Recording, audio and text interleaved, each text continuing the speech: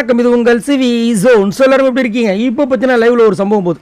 அதாவது முத்துக்குமரன் ஒரு தெரியாமல் ஒரு விஷயத்த பண்ணிட்டார்ப்பா, விளையாட்டுத்தரமா. சரி, கேமை கொஞ்சம் இன்ட்ரெஸ்டிங்காக பண்ணலான்னு சொல்லிட்டு ஒரு வேலையை பண்ணதுக்கு அவரை பிடிச்சி அடித்து, அதுவும் எத்தனை பேர், அதுவும் இந்த தர்ஷிகா அண்ட் அருண் அவங்க வன்மத்தெல்லாம் ஃபுல்லாக கக்கி இவர் மன்னிப்பு கேட்குற ஸ்டேஜுக்கு போய் உட்காந்துட்டார், சைலண்ட்டாக உட்காந்துட்டார். அப்புறம் போட்டு அடித்து, அதுக்கப்புறமும் பத்தாதுன்னு சொல்லிட்டு நீங்கள் வந்துட்டு மிதித்து அதை சமைக்கிற உணவை நான் சாப்பிட மாட்டேன்னு இவங்க சொல்லி ஒரு பெரிய இது பண்ணி கடைசியில் ஒரு பெரிய பனிஷ்மெண்ட் கொடுத்துட்டாங்க. இப்போ பண்ணிகிட்ருக்கார்.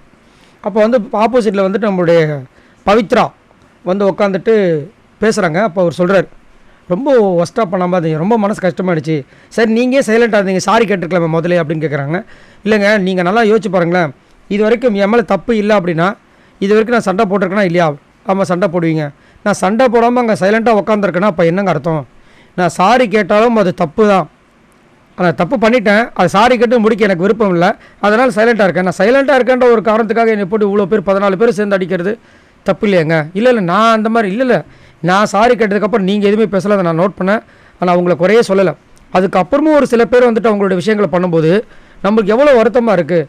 அப்போது நான் வந்து கையை கட்டிகிட்டு இருக்கும்போது நீ இவன் கையை கட்டிட்டா சிக்கிட்டான், இவனை வச்சு செய்யுங்களான்னு சொல்லிட்டு அவங்களாம் அவங்களுடைய பர்சனல் வெஞ்சன்ஸை காமிச்ச மாதிரி தானே.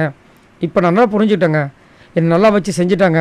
அன்ஷிதாவும் அதுக்கப்புறம் ரயான்லாம் சொன்னாங்க, நீ முதல் புரிஞ்சுக்கோ, நீ விளையாட்டை பண்ணுறது வினையாக கண்டிப்பாக போவோம், இங்கே இருக்கவங்களாம் எல்லாருமே ஒரே மாதிரி இருக்க மாட்டாங்க, உன்னை வச்சு செய்கிறதுக்கு காத்துட்ருக்காங்கன்னு.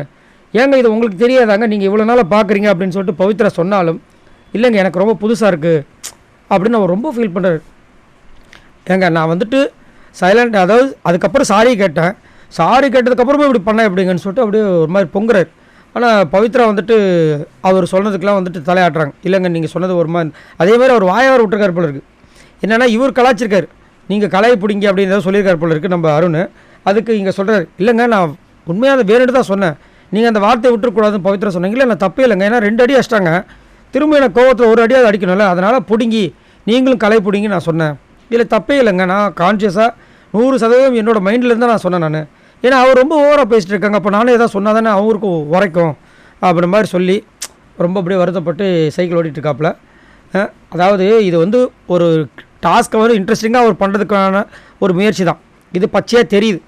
அதை வந்து உள்ளே இருக்கிற எல்லாருமே பேசுகிறாங்க, இங்கே இருக்கிற கண்டஸ்டன்ஸ் எல்லாருமே பேசுகிறாங்க, லேபர்ஸ் எல்லாமே சொல்கிறாங்க. ஆனால் இதை பர்சனலாக எடுத்து அவர் காலி பண்ணணும்னு சொல்லிட்டு இதை ஒன்று பண்ணியிருக்காங்க. கண்டிப்பாக இது வந்துட்டு சாட்டர்டே எபிசோடில் வரும், அது வந்து மாற்றுக்கிறது கிடையாது. அதில் வந்து தர்ஷிகாவுக்கும் அருணுக்கும் செம்ம அடி இருக்க போகுதுன்றதில் மாற்றுக்கருத்தே கிடையாது. ஏன்னா முன்னாடி விஜய் சேதுபதி அவர்கள் போன வாரம் சாட்டர்டே சண்டே எபிசோடில் எப்படி பேசினாரோ அதே ஒரு ஃபயரில் வந்தாருன்னா கண்டிப்பாக உங்கள் 2 பேருக்கு செம்ம அடி இருக்குது. இல்லைன்னா அது வேறு மாதிரி போகிறதுக்கு வாய்ப்பு இருக்குது. சரி, நீங்கள் உங்களோட கருத்தை சொல்லுங்கள்.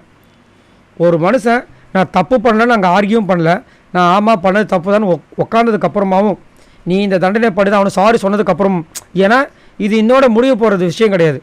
இது டாஸ்க்குனால் இந்த மாதிரி நிறைய தப்புகள் வரும். அந்த தப்புகளை வந்து இவங்க எப்படி மேனேஜ் பண்ண போகிறாங்க, மேனேஜராக அவங்க என்ன ட்ரீட் பண்ண போகிறாங்க, இதுதான். ஆனால் ஃபஸ்ட்டு ஸ்டார்ட் பண்ண உடனே ஒரு நாள் ஃபுல்லாக மொக்கையாக போன டாஸ்க்கை இவர் தான் ஃபஸ்ட்டு ஸ்டார்ட் பண்ணுறாரு. ஒரு சின்ன ஒரு விளையாட்டு மாதிரி விளையாடி அதுலேயே வந்து இப்படி வந்துட்டு ஒரு விஷயத்தை போனால் அப்புறம் அடுத்தவங்களும் எப்படி வந்து அடுத்தடுத்த விஷயங்களை பண்ணுவாங்க.